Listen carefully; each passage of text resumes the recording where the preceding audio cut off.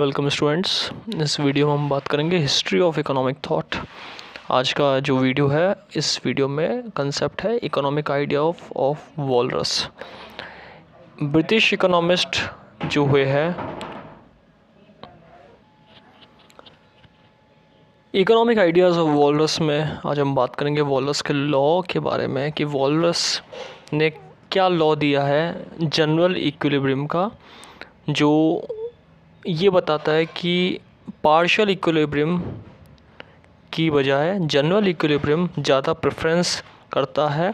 इस लॉ में इनके जो आइडिया है उनको हम यहाँ डिस्कस करेंगे।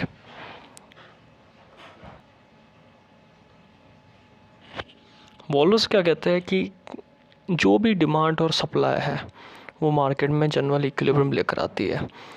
किसी भी मार्केट में हो, ऑल ओवर यहाँ पे इक्विलिब्रियम लेकर आएगी।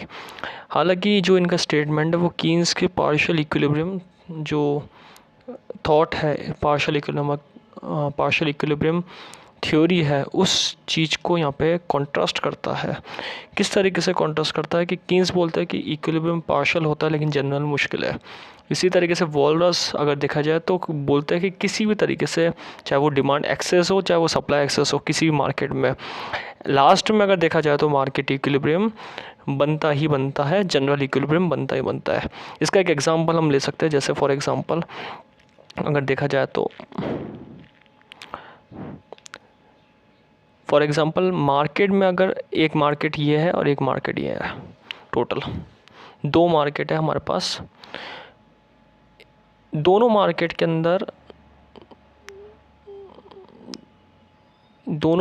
अंदर अगर देखा जाए तो बेसिकली डिमांड और सप्लाई यहाँ पे है।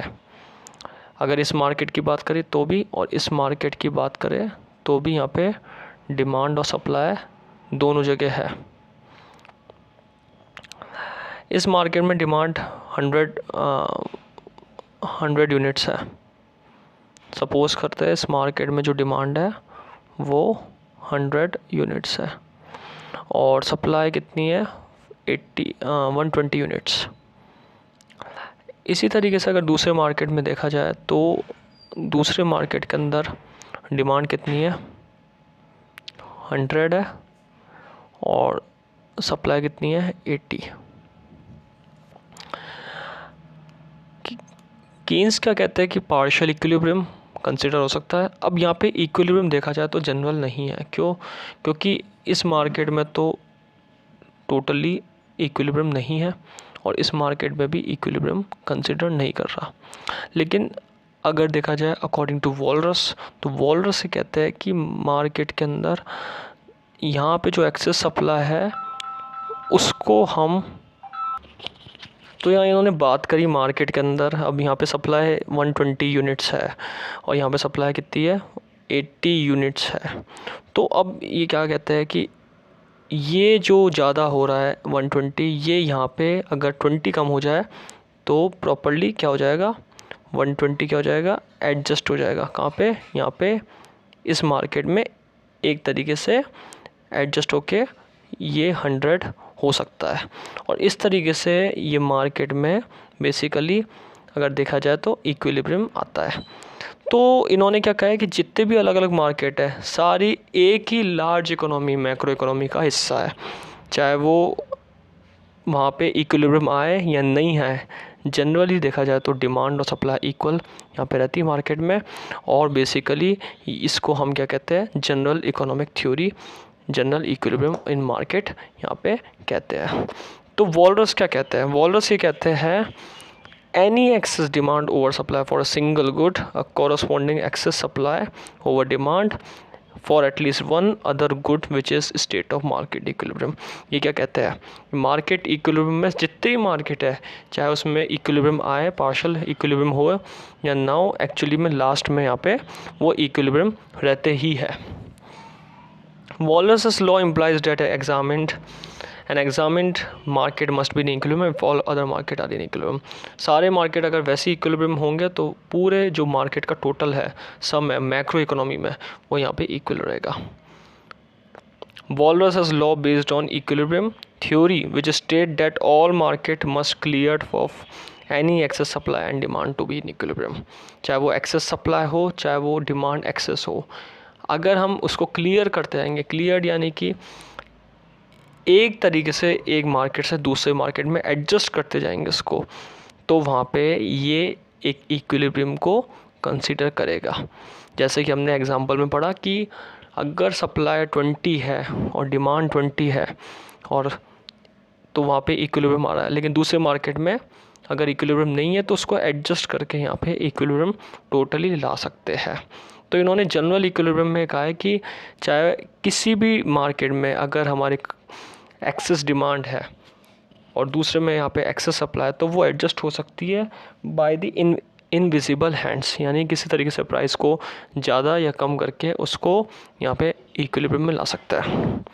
इसी के कॉन्ट्रास्ट में कीन्स इकोनॉमिक थ्योरी थी, वो यही कहती थी कि वॉलरस का लॉ जो है, मतलब वॉलरस का लॉ का कॉन्ट्रास्ट है कि यहाँ पे मार्केट इम्बैलेंस रहता है अगर इक्विलिब्रियम जनरल में देखा जाए। तो उन्होंने पार्शियल इक्विलिब्रियम वाले पॉइंट को बताया है कि पार्शियल इक्विलिब्रियम यहाँ पे बनता है, लेकिन जनरल इक्विलिब्रियम बहुत मुश्किल होता है बनना, कि मार्केट में किस तरीके से एडजस्ट कर सके।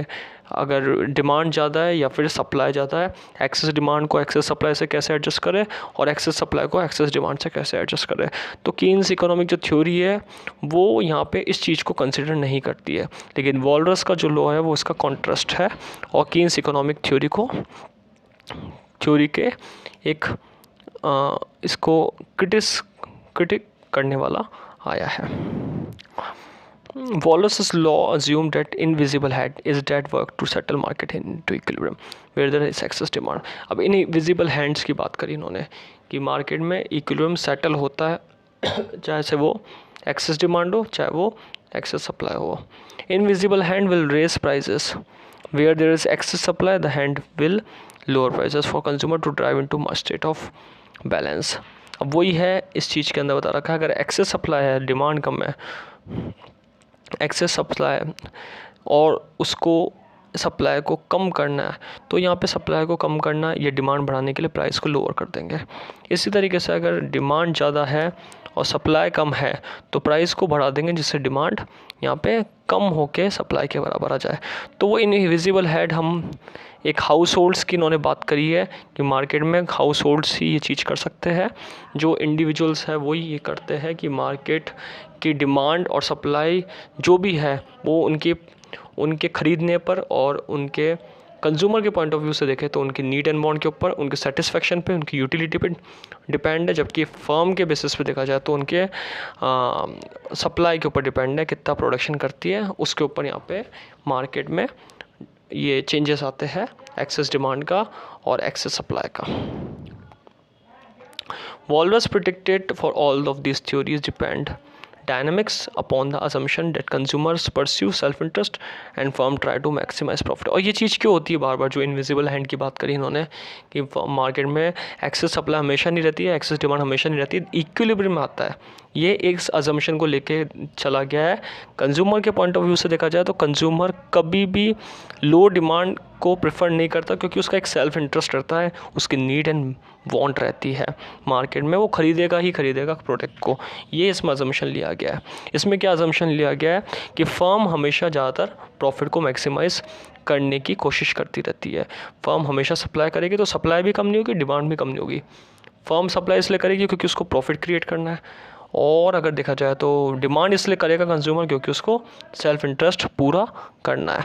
तो इसमें कुछ अजम्पशन लिए, जैसे फॉर एग्जांपल फर्स्ट अजम्पशन कि यहाँ पे कंज्यूमर है, जो कंज्यूमर वो प्रॉफिट को यहाँ पे लेके चलेंगे, जो कंज्यूमर है वो किसको लेके चलेंगे, प्रॉफिट को लेके चलेंगे, खुद के नीड एंड वांट को।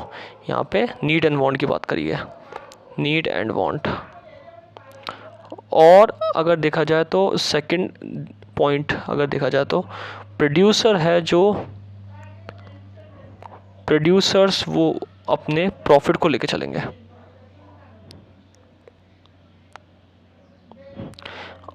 इस तरीके से मार्केट में दोनों का एक अजम्पशन है, दोनों अपने जो कंसिडरेशन है उनको पूरा करने की कोशिश करते हैं।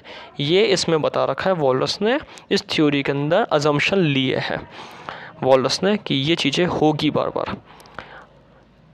तो मार्केट में कंज्यूमर नीड एंड वांट को पूरी करेगा इसलिए डिमांड करना चाहता है, और मार्केट में प्रोड्यूसर प्रॉफिट को लेकर सप्लाई करेगा, इसलिए ये हमेशा जनरल इक्विलिब्रियम की तरफ बढ़ेगा। ये कंसेप्ट जो वॉलरस ने प्रिडिक्ट करा है।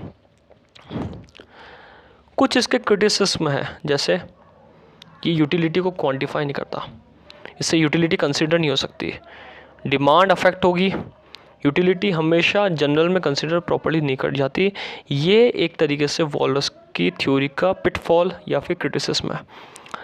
Walras law difficult to formulate as mathematical equation. अगर देखा जाए मैथमेटिकली तो ये लॉ डिफ़िकल्ट होता है फॉर्मुलेट करना। अगर इसको थ्योरेटिकल बोला जाए तो ये हो सकता है, लेकिन अगर प्रैक्टिकल मैथमेटिकली अगर देखा जाए तो ये चीज़ कंसिडर नहीं हो सकती। ये इसका क्रिटिसिज्म है। तो एक्चुअली में हमने वॉलरस का क्या लॉ पढ़ा कि एक्सेस डिमांड हो या एक्सेस सप्लाई हो, मार्केट में जनरल इक्विलिब्रियम आता ही आता है। और जनरल इक्विलिब्रियम कब आता है? जब मार्केट में एक्सेस डिमांड एक्सेस सप्लाई दोनों बराबर हो, पूरे ओवरऑल मार्केट में एक मैक्रो इकोनॉमिक कंसिडर यहाँ पे इन्होंने करा है। एक लार्ज इकोनॉमी में मार्केट इक्विलिब्रियम आता ही आता है।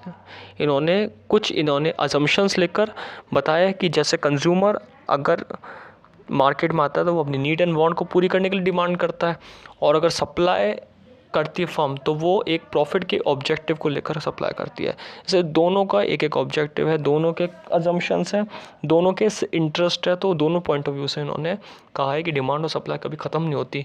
इन पॉइंट को लेकर तो यहाँ पे मार्केट इक्विलिब्रियम आएगा ही आएगा। जितनी सप्लाई होती है उसके हिसाब से डिमांड होगी, या जितनी डिमांड है उसके हिसाब से ही सप्लाई होती है। तो इस वीडियो में हमने बात करी इकोनॉमिक आइडिया ऑफ वॉलरस, जो ब्रिटिश इकोनॉमिस्ट है लियोन वॉलरस, इनके इकोनॉमिक आइडिया के बारे में बात करी। Thank you.